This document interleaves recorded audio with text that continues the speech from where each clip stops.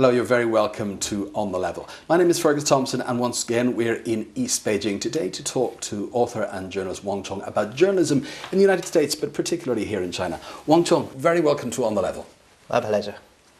Now, Wang Chong, you studied English originally and then international relations. You've also spent some time in Germany. Currently, you're Director of International News at China Weekly. Now, that's a well-known current affairs magazine here in China. You've also been a chief reporter at the China Youth Daily, another prestigious newspaper here in China. And you're a frequent commentator on television and you write for other publications. Now, back in 2004, you travelled across the United States for the presidential elections at that time. And during that time, you interviewed a then little-known senator from Illinois by the name of Barack Obama and became the first Chinese journalist to interview him.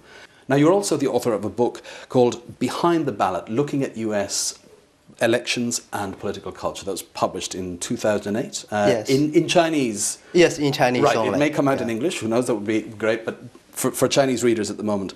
And as well as a journalist, you are a prolific blogger and a very popular blogger. In fact, you've had around 12 million page views in just over 2 years. Now, first, I'd like to go back, before we talk about journalism in general, I'd like to go back to 2004 and that interview with Barack Obama. After that, you wrote an article in which you predicted that this senator from Illinois could well become the first African-American president of the United States. What was it about what he said or your meeting that led you to that conclusion? Well, it's a long story to tell. During the year of 2004, I was invited by the State Department to report on the presidential election of that year. When I was there, after just 10 days, I found the result is done. You know, the George W. Bush will win the election. Mm-hmm. That's all. So I want to find who will be the next Democratic challenger. Right. But then I checked, I found two. One is Hillary, the other is Barack Obama. You know, Hillary Clinton is much more famous than him. Mm-hmm. It's more difficult to find her. Right. Yeah. When I was doing interview in Chicago, I found Obama will give a speech in a little town called just 100 miles away from Chicago. Right. It's called maybe Springfield. Yes. Then we are an Asian delegation. You know, some of us discussed whether to do an interview with him or not, because it's Sunday. You know, some of us were very tired after the 10 days interview and report. So 5 of us decided to go, and we rent a car and we get there. You know, we enjoyed the gathering. Mm-hmm. You know, I heard the speech of Obama. I was astonished, and I was very excited, because I listened to Martin Luther King through radio, through recordings. But when I listened to President Obama's speech, I was there. I can feel the people was very excited, mm-hmm. Including me. Mm-hmm. I feel if I was an American citizen, I might vote for him too. So you based your prediction on that? Yeah. Right. And then as soon as he finished the speech, mm-hmm. I jumped up to the stage. Yes. And I shook hands with him. I just tell him I'm from China. You know, I'm here reporting the U.S. Presidential election. Mm-hmm. Then at that night, after I listened to the speech, I wrote an article to my newspaper, China Youth Daily. Mm-hmm. Just the title is, "He may become the first black president of the U.S." The reason that you got into journalism, originally you studied English, then you did a master's in international relations at Beida, Peking University. Mm. Why? When was the interest in journalism from your point of view? Why did you go into journalism? Basically, it's for freedom. Yeah, it's two big words, but I mean freedom. I mean it's more free time, and the free to write. When I graduated from Beida, you know, it's a prestigious university. It's quite easy to get a job in the military and the government or in the multinationals corporations. But I feel I'm not a commercial man. I cannot make money very well, but maybe I can make some. Then I cannot bear the strict rule of the government. You cannot say something freely. You have to go there at 8 o'clock or 9 o'clock, and then back at home at 5 o'clock. And I feel if we work for the media, we got more time, more free time, and more space to think over. If I can be a good journalist, my thought, what I write, can influence my fellow citizens. I think it's a privilege, because in my home, in my family, we prefer the intellectuals. That's from my childhood. I didn't take to be a high-ranking official and a millionaire as my goal. And then you have worked on and off, or you certainly interacted with American journalists during your time in the United States, and presumably with journalists that are here. Do you see any difference in the way that well, let's talk about American. We hear this phrase Western journalists, but let's say American journalists and Chinese journalists, the goals that they have, their concept of what the goals of journalism are. Do you see differences between the two?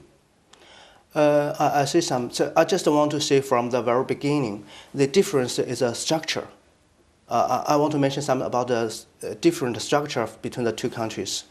In the U.S., the structure is from a local level to the national level. For example, you have Los Angeles Times, New York Times, Washington Post. Just as all politics is local. So that's the same as the media. But in China, it's totally different. All politics is essential. So we have, China News Daily. It's a national newspaper. And People's Daily, also circulated across the nation. And then Economic Daily. We have a lot of centralized newspaper circulated to the whole nation. But in the U.S., you only have USA Today. It's a national level newspaper, but I don't think it's quite a quality newspaper, that can represent the whole. What about on a more personal level, the way that the goal that journalists have? Now, some people would say that the goal of a journalist is to tell the truth no matter what. On other sides, does telling that truth have consequences? Do you see any differences between the approach to journalism from Chinese trained journalists and journalists in the United States? I think no matter you are an American journalist or a Chinese journalist, we share the same value. That is to tell the truth. Recently, I got a book written by an American journalist, The 10 Principles of the Journalism. To tell the truth, to share a message with the public, to serve the interest of the public. I think the Chinese journalists, including me, also share the same value. We just want to tell the truth. But sometimes it's very difficult to define some on exact level. For example, you say what is difficult to define? To define how to tell the truth? The consequences. So in the U.S., you prefer the very direct way. If two Americans together, if you have different opinions, you may quarrel. You may, punch at each other. In Chinese. Hopefully not too often. Yes, maybe not for the journalist. But in China, we are a little bit more indirect, including the media. As a journalist, especially as an editor, they will consider if we publish the report, what might be the consequences. Several years ago, in China News Daily, one of my colleagues wrote an article about the a local struggle between the peasants and the town leaders. But after our report, the whole villagers from that town get up together to go to the town hall to ask for a solution. Some of the people took a newspaper in his hand. Mm-hmm. That is China News Daily. That is our report. Mm-hmm. It brings unrest. But the good point is that the trouble is solved smoothly. You know, everything's In okay. this case, Yeah. it was solved. Yeah. But there are many cases where reporting of such conflicts, for example, as you said, it is important to tell the truth, where the reporting of such conflicts is basically is forbidden, or is told. Journalists are told, look, please don't cover this anymore. Yeah. Now, do you feel that is defensible because of the possible consequences, or is it simply that journalists are told not to cover it because it will harm the interests of the powerful, for example, the local government? Yeah, it is a contradiction. You know, a contradiction within the editor's mind. On one part, as an editor, we prefer to tell the truth. Whatever happened, we will report. It's our responsibility. But on the other side, we have, you know, as Chinese editors have to consider the consequences, because the report might bring some unrest, maybe big loss. They will make a balance. But So still, everybody will make a balance between the two sides. But I think American editors might consider the consequences too. Mm-hmm. But at last, they may have, according to different person, different personality, different characters, they may have different choices. Mm-hmm. But it's not necessarily American journal editor or Chinese editor. But in general, the Chinese editor tend to think more in a general view, mm-hmm. Instead of to look only at the specific event. And now, when you were in the United States, you spent some time at the State Department. This is the equivalent in China. The equivalent is the Ministry of Foreign Affairs. Now, that must have been quite unusual as a journalist from China, working inside or going inside the State Department. Tell me a little bit about that time. Yeah, at that time, I met the journalist I admired for years. That's Bob Woodward, the reporter who have done the Watergate event. Then before he gave a speech, you know, journalists from over 200 countries rushed up to him, asked for signature, asked for you know, to took photos together. You know, that's the second time I took a photo with the interviewees or the guest. But the other is President Barack Obama. This one is Bob Woodward. Do you feel that many Chinese aspiring journalists, people who want to go into journalism in China, look towards people like Bob Woodward, or do they look to their own journalists here to inspire them to go into this career? It's different. If a student who studied journalism, they may know Watergate, they know Bob Woodward, and they want to you know, to be a journalist, taking it as an honor.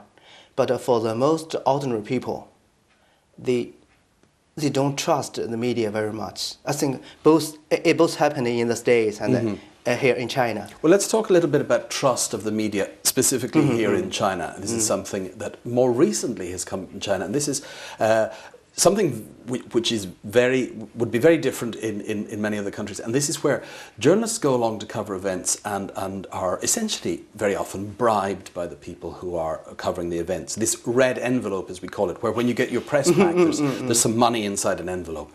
Now, it sometimes it can be difficult for journalists. It's considered normal for journalists to take this in many cases.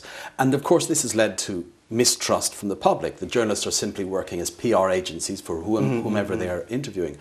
How do you view that problem here and the mistrust that it's caused with the Chinese public? Mistrust is from two sides. One is some official news agencies is losing the trust of the audience. For example, when people mention the CCTV, they just sometimes joke, take as CCAV. I've heard that. Yeah, you have heard that. They consider that CC, just to explain to American audience, CCAV means CC adult video, means they consider it as truthful as an adult video, yes. Yes, but although the CCTV or Xinhua News have done a lot to change this image, but it's very difficult to change. And once I returned from Germany, a friend asked me, do you have something true to tell us? I just tell him, I have written all I know on the newspaper. They just said, no, you tell me on table when we have dinner. I don't trust the newspapers. So they presume that when you are writing the newspaper that you are writing to a certain agenda, and that if they want the real news they have to meet you in the restaurant and talk as friends over dinner. That is the level of mistrust of say ordinary Chinese, even people who know you. Yeah, yes. And how this incident of people getting money, I mean that would be an instant firing in the case of say most even local newspapers in the United States if you were found to be taking money for reading a story. But it does happen quite commonly here. It does happen. How can it be cured? What is the way that it can be solved? The way be solved is actually I don't know the way how to solve it. If I know, I will do that. But at least there are some newspapers or magazines who just order their reporter do not accept the red envelope. For example, like Caijing magazine, now Century magazine, Century Weekly. Right. So there is your magazine. My office, China Weekly, we never do that. Right. Even we do a report about the millionaires like Zhang Chaoyang or Wang Shi, or we don't get any financial assistance from them. There is a perception here in China that it seems that the Western press, let's say the American press, liberal democracies, Europe, perhaps even Japan, although that's not the West, that when they write reports about China that they tend to be from one point of view. Do you think that's a valid perception? I think it is the bias exists truly. For example, in the year of 2008, the Olympic game held in Beijing, I met a German reporter, and we talked on the bus back and forth together. We talked a lot, and he just told me the Chinese people are very nice, and the Olympic, well organized, praised a lot. I just asked her, well, why not write it for your newspaper? She just said, no. We are not allowed to praise China. We can only do criticism. Maybe that's a tradition of Germany, but for us, we can for Chinese, we can accept the criticism, but we want to show a balanced. We have negative point and a positive point. We want to show the both. Right. That's something that does tend to come up in Chinese journalism, where they say, is this story balanced? Is this bulletin balanced? Is this edition of the magazine balanced? Which means, is there a balance of good stories and bad stories, which would not happen in the Western press. It's simply, these are the stories that happened this week. This week there are more bad stories than good stories. That's what we're going to tell. Does that exist in Chinese journalism, that you must come up with some sort of balance of positive and negative stories? For example, about the United States, because there is a lot of negative cover about the United States in Xinhua and in CCTV, and certainly in national newspapers here. Yeah, there's several reasons. One is philosophy. For the Chinese philosophy, for the more than 2,000 years, the praise is preferred. For the Eastern culture, including China and Japan, it's very difficult to say apology or say I'm wrong to any criticism. For example, at Japan, they never say apologize. They never apologize to China for during what they did on the Second World War. They may just say. Well, I would say that the Japanese would say that they have made apologies, but they are not. It's not formal. It's not formal apologies. It happened in Japan and here in China too. We just, including me, sometimes if you say I'm wrong, I will jump up. I say, how can I wrong? Then I feel, yeah, maybe you're right. I can change a little bit. But usually I won't say, sorry, I'm wrong. I won't say that. But the other point is that China is not, including Chinese people, not confident. I think the U.S., including your journalists, the U.S. government officials, you are very confident. You just criticize me. I don't care. Or if I'm wrong, I just do it in another way. But for Chinese people, now, because we are on a way to, we are rising, but we are not developed. China's becoming it's not established well. So we feel just not confident. If you criticize China, it may be taken as insult. You know, it's a... So there does sound to be very, very sharp reaction from the foreign ministry, for example. Whenever there is a critical report about China, the response tends to be, how dare you criticize us, and we feel hurt, which sounds very strange to a Western point of view. You have hurt the feelings of the Chinese people. First of all, that the foreign ministry can talk for all 1,300 million Chinese people, and second, that their feelings are hurt because a government criticized a government. So you say that is to do with a culture that goes back thousands of years. Yeah, and another third point is the Chinese people usually cannot split the government, country, party, and the ordinary citizens. You know, we put it together as a country. You know, whatever you see, for example, if you are Chinese, we can stay together, criticize, you know, how, you know, this is wrong, it's not all right. Right. But when you are Americans, a foreigner of any... we say Chinese is so good, but it has becoming a habit. Is this something that you think that may change, that people may see a difference between the people, the country, and the government? It's on the way to the full confidence, but there are a little bit change. It's getting much better. For example, I, including my friends, when share views with the foreign journalist or the foreign guest, we just tell you what we are wrong. We just tell the truth. It's done by the government. It's done by the big corporations. It's a shame for us too. It's a shame. Can you write about that in your magazine? Right. Yeah, we criticize a lot. What sort of pressures are Chinese journalists under, do you feel? What are the greatest pressures for a Chinese journalist who wants to report a story? Because, let's face it, in Chinese journalism, there are orders from the central government that certain stories either must not be reported or they must be reported. This must be reported in such a stage. How do you resolve that battle when you feel something must be reported, but on the other hand, not just you, but all Chinese media are being told, no, this must not be reported. At the moment, there are stories that are not being reported. How do you balance that? How do you work through that? You know, you ask a very good question, and also it's a question that is difficult to answer. You know, sometimes we fail, and sometimes we are successful, because the tactics, number one, is we report at the first time. You know, just before any instructions, we just file the report. And then when there's any rules, any regulations, we just that's called they are instructions. We have done that. We have done that. That's all right.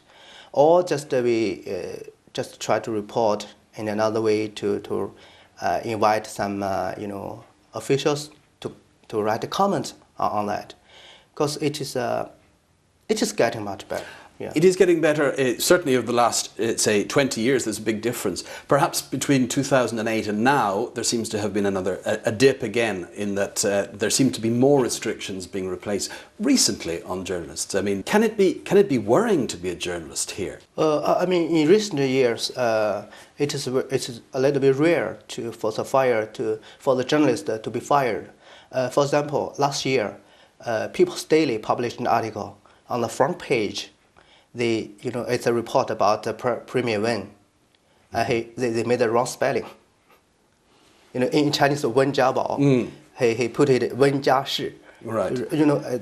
They made a mistake in the spelling, but that would be a sort of a technical problem. But if they were to go over a line which they had been told, no, you must not cross this line. You must not report. For example, at the moment there is much discussion about. But if it happened 50 years ago during the Mao era, you know, some people may die for this. Certainly, there's been a difference between then. But then journalists are detained or arrested on occasions. It has happened. I mean, there is a journalist under detention at the moment, Wang Tao, who worked for the Global Times, about your age. He worked in an English language newspaper, not specifically for writing. Nobody knows, but there is this is something that from an American journalist would say, well, I can write bad things and I may get fired, I may get into problems, but I'm not going to be most likely arrested. That's what I'm saying? Is there a problem? Is there a feeling here, a worry amongst journalists that might happen? I don't know. You don't feel that?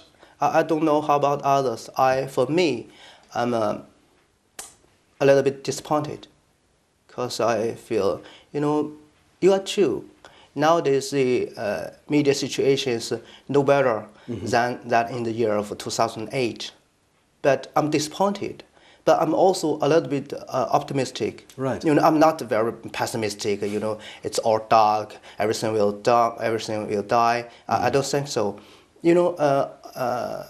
For the philosopher, we usually think, things has ups and downs, always. Just like a stock market, you have up, you have downs. But finally, I think the Chinese media and Chinese journalists have a very good future for some like now Weibo, microblog, yes, or our blog. I wrote an article on my blog, and I can tell more than 90% of what I thought. I think. Right. 10% is still for your friends at the dinner table. There are always some taboos, always something you cannot tell, no matter where you are. For example, I remember in the year 2004, not 2003, during Iraqi war, your linguist Chomsky. Noam Chomsky. Noam Chomsky. The mainstream media won't publish his article. It happened everywhere. Bias, stereotype, it happened everywhere. But in China, it's not a very good situation. But I think it can get better. Would journalists in China, that your colleagues, they would like to say more. They would like to write more. Do you feel that they are pushing towards that, and are they pushing towards that successfully? Is there pressure from journalists to say, look, we would like to write a little bit more about what's going on? Yeah, there are pressure. It's true, but facing such a pressure, as a journalist can show their wisdom. The more pressure you have, the more wisdom you have, and the more creative ideas you may have. I think that is what I believe.